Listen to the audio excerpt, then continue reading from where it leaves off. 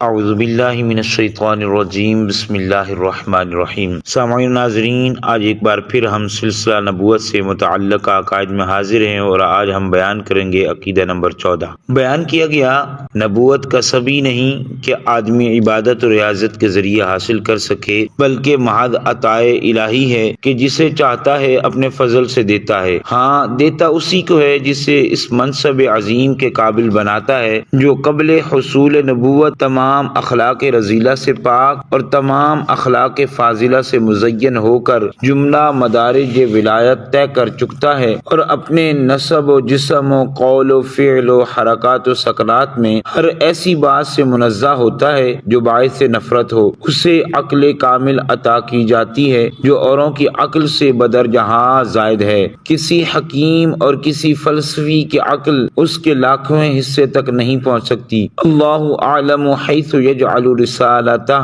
ذالک فضل اللہ یؤتیہ من یشاء واللہ ذو الفضل العظیم۔ اور جو اسے کسبی مانے کہ آدمی اپنے کسب اور ریاضت سے منصب نبوت تک پہنچ سکتا ہے، کافر ہے۔ سامعین، ہم نے جانا کہ نبوت اپنی عبادت اور ریاضت کے ذریعے نہیں حاصل کی جاتی، نہ ہی یہ کسبی ہوتی ہے، بلکہ اللہ تبارک و تعالیٰ کی عطا سے ملتی ہے، اور رب جسے چاہتا ہے اسی کو عطا فرماتا ہے۔ لیکن عطا اسی کو فرماتا ہے جسے اس منصب عظیم کے قابل بناتا ہے، جو نبوت کے حصول سے پہلے جو تمام برے اخلاق سے پاک اور تمام اچھے اخلاق سے مزین ہو جاتا ہے، اور جتنے جملہ مدارج ولایت ہوتے ہیں ان تمام کو طے کر لیتا ہے، اور اپنے نسب، جسم، قول، فعل، حرکات، ہر ایسی بات جس سے لوگ نفرت کرتے ہوں یا نفرت کے قابل ہو، اس سے وہ منزہ ہوتا ہے، اور اس سے عقل بھی کامل عطا کی جاتی ہے جو اوروں کے مقابلے میں کئی درجے زائد ہوتی ہے۔ تو اس لیے اللہ تبارک و تعالیٰ نے ارشاد فرمایا، اللہ اعلم حیث یجعل رسالتہ، اللہ خوب جانتا ہے جہاں اپنی رسالت رکھے، اور پھر دوسرے مقام پر ارشاد فرمایا، ذالک فضل اللہ یؤتیہ من یشاء